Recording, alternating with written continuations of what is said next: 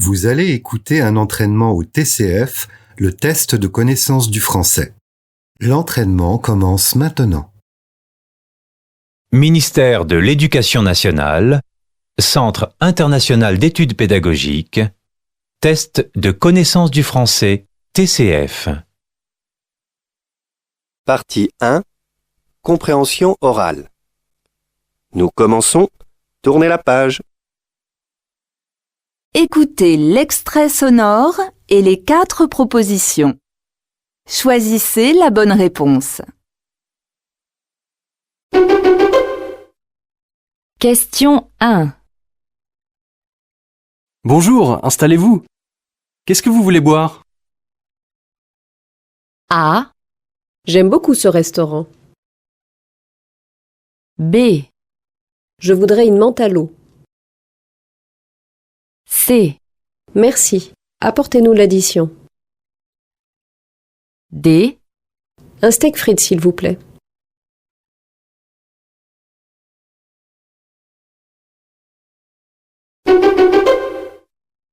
Question 2. Oh, j'adore ce présentateur télé. Tu sais, il est sur TV5 Monde. Il passe tous les mardis soirs.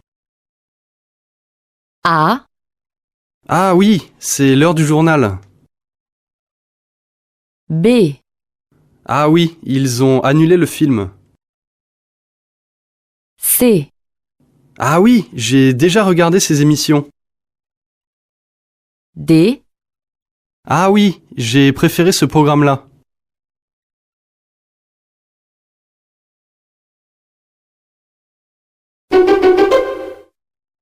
Question 3. On va au cinéma ce soir? On peut dîner au restaurant avant. Oh, ce soir, je voulais regarder une émission à la télévision. A. Mais tu as réservé sans moi? B. Mais tu n'aimes pas manger là-bas? C. Mais tu peux la voir un autre jour? D. Mais tu vas sortir lundi prochain?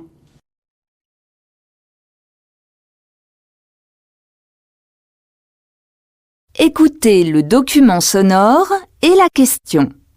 Choisissez la bonne réponse. Bonjour madame. Bonjour, je viens d'arriver à la gare et mon train est déjà parti. Qu'est-ce que je dois faire? Montrez-moi votre ticket. Ça vous coûtera 15 € pour l'échanger. Bon, très bien. À quelle heure est le prochain train pour Bordeaux? Dans 20 minutes. Quai numéro 5. Question 4. Pourquoi est-ce que cette personne se présente au guichet?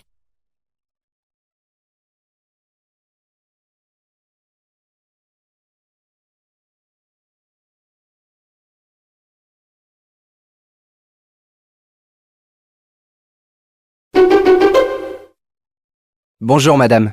Bonjour. Je me présente, Christophe Pichon. Je suis formateur dans les métiers de la vente. Je suis en recherche d'emploi. Je voudrais vous proposer mes services. C'est que, pour le moment, notre équipe est complète. De toute façon, la directrice n'est pas là. Je peux peut-être patienter? Écoutez, laissez-moi plutôt votre CV, je le transmettrai à la directrice, elle vous appellera en cas de besoin. Question 5. Que doit faire Christophe Pichon?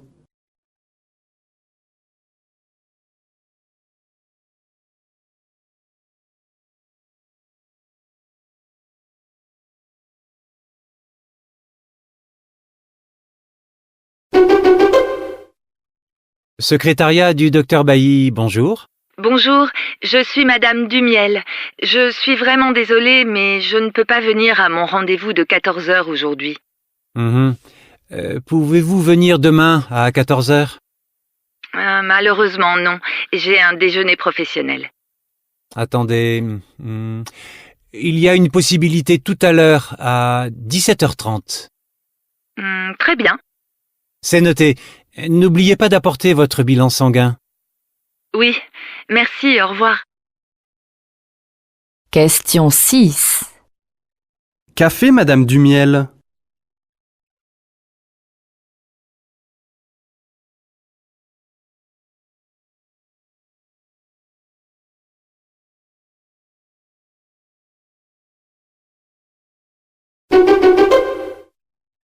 Alors, tu as visité le château de Domantil? Oui, tu sais qu'en le visitant, un ancien président a dit « Pourquoi m'a-t-on emmené 7 fois à Versailles et jamais ici ?» Et c'est vrai que ce château est souvent oublié. Il se trouve où? Au milieu d'une forêt, à 50 kilomètres de Paris. Il a été reconstruit et est comme neuf. Il n'y a pas beaucoup de touristes et on peut le visiter dans le calme. Question 7. Qu'apprend-on à propos du château de Domantil?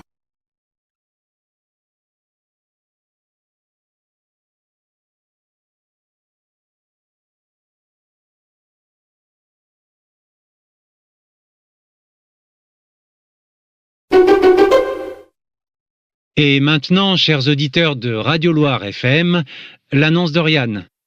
Bonjour, je m'appelle Oriane. J'ai 22 ans. Je voudrais partager un appartement avec des locataires qui travaillent comme moi. Je ne souhaite pas vivre avec des étudiants car ils font trop la fête. Je suis jeune, mais j'aime le calme. Pour moi, l'argent n'est pas un problème, mais je veux habiter avec d'autres gens. En effet, je viens d'arriver dans cette ville et je ne connais personne. Question 8. Pourquoi Oriane veut-elle vivre en colocation?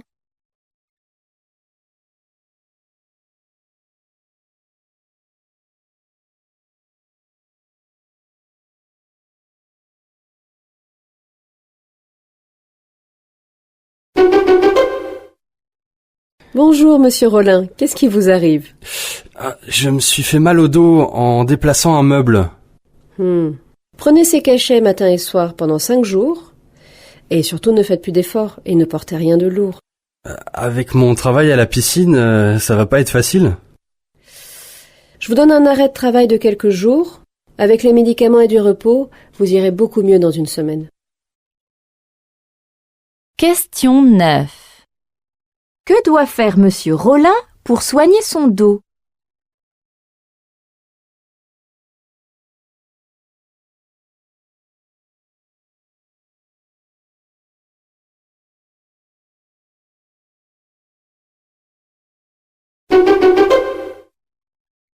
Nous vivons dans un monde qui est un monde de l'impatience, de la rapidité, et les apprentissages veulent tous de la lenteur. Et l'école du numérique, vous n'y croyez pas, de il la me patience. semble, pourquoi?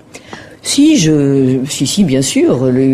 Oui, je crois que l'école peut tout à fait s'ouvrir au numérique. Je crois que la lecture numérique est quelque chose de tout à fait particulier qui est surtout, dirigé vers l'utilité. On prélève un renseignement dans la lecture numérique, mais on ne s'approprie pas le texte, on ne se le met ni en bouche, ni en mémoire. Et c'est cela qui fait, je crois, le prix, la saveur des apprentissages.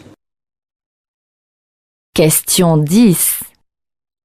Quel est le risque de l'école du numérique selon cette spécialiste?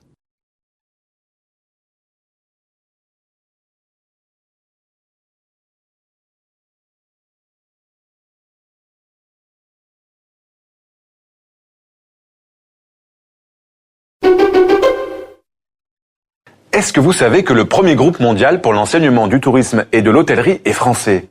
Et oui, depuis 30 ans, l'école Vatel forme des milliers d'étudiants à ces métiers dans ses 26 écoles à travers le monde. La toute dernière école vient d'ouvrir au Mexique. Dans ce pays, l'objectif de Vatel est clair, former en 4 ans des jeunes Mexicains à devenir des cadres capables de travailler dans les plus grands hôtels et restaurants de la planète. Les étudiants font aussi une partie de leur cursus à Nîmes, en France, l'école pilote de Vatel. L'apprentissage de la langue française est donc au cœur de leur formation.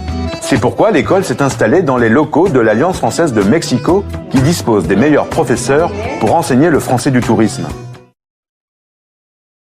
Question 11. Que permet l'école Vatel aux étudiants mexicains?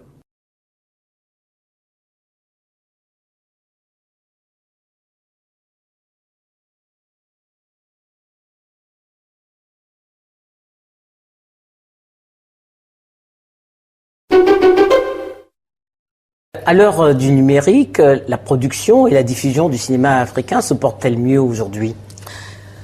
Le numérique n'a jamais permis au cinéma de bien se porter. Le numérique est un outil qui permet de tourner plus vite, avec des équipes plus réduites, donc les coûts du personnel moins importants. Ça permet de produire donc plus. Ça permet de produire plus vite, pas forcément plus. En revanche, ce qu'on a remarqué grâce au numérique, c'est l'explosion d'un genre, c'est la série. Question 12. D'après la personne interviewée, que constate-t-on dans l'industrie du cinéma à l'heure du numérique ?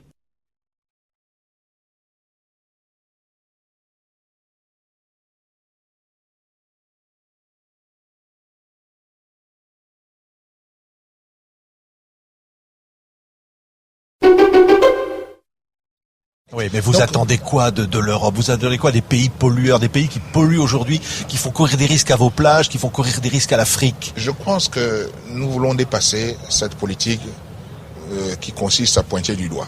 C'est vous avez tout à faire.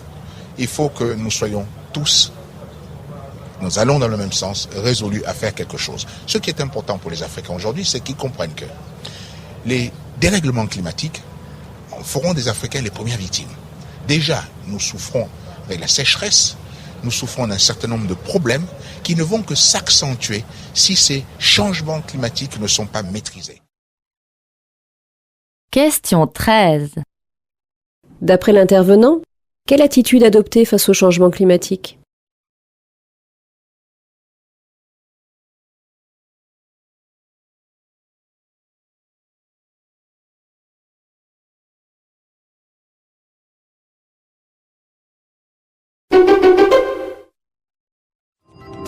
Un million de tonnes chaque année, c'est ce que représentent les couches jetables en France. Chaque nourrisson en gaspille 6000 pendant les 2 premières années de sa vie.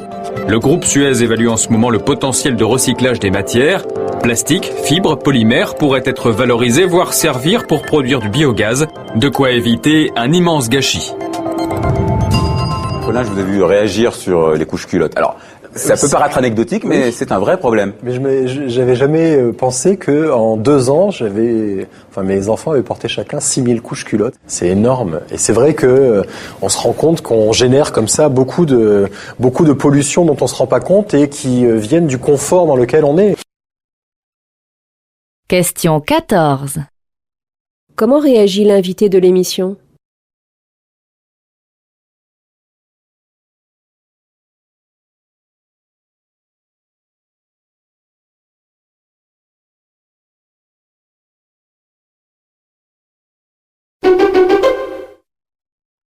Mais en fait, oui, ce que je voulais dire, c'est qu'en fait, par rapport à la mise en scène, le problème vraiment aussi du film, c'est qu'outre la grande sophistication de l'intrigue qui finit par effectivement se retourner contre le film, c'est je trouve la surmise en scène, c'est-à-dire qu'il y a vraiment toujours en permanence dans chacune des séquences une démonstration de force visuelle qui fait que du coup tout ce système qui pourrait être intéressant de tentative d'analyse de ce que c'est qu'un engrenage dans des systèmes secrets, des systèmes de parano, tout ça, fait que voilà, moi je ne vois qu'en permanence un cinéaste qui me dit regardez comme je vous embrouille bien.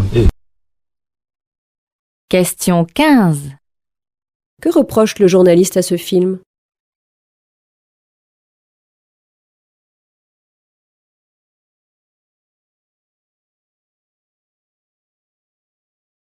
Vous venez de terminer les questions de compréhension orale.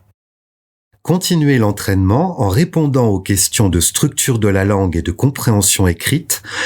Bon courage!